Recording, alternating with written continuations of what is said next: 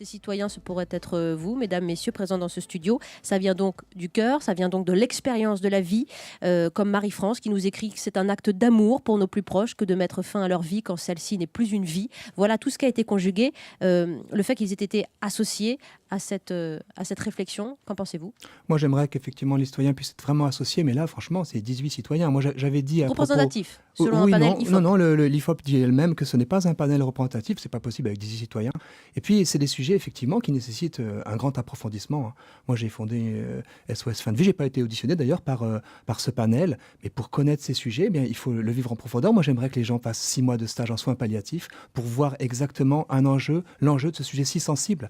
Et je crains fort que, parce que j'ai lu le début des recommandations qui viennent de tomber, Oui. j'entends qu'on demande un droit opposable au suicide. Mais c'est-à-dire que ça bouleverse considérablement. Vous savez, moi j'avais dit que la montagne avait accouché d'une souris avec un petit panel de 18 personnes pour un suicide sensible, mais là ça accouche d'une montagne cette fois, la souris, parce que ça bouleverse considérablement la relation de confiance entre soignant et soigné. Quand je vais à l'hôpital... Est-ce que ce n'est pas le moment de bouleverser cette relation entre soignants et soignés précisément? La France a un taux de suicide extrêmement dramatique, notamment chez les personnes les plus âgées. Et moi, ce que je vois, et j'ai entendu ça même dans le témoignage que vous venez de citer, il y a des personnes qui croient qu'il y a des sous-vies ou qu'il y a des non-vies. Mais moi qui accompagne des personnes en fin de vie, je n'ai jamais vu de personne dont la vie ne soit pas digne.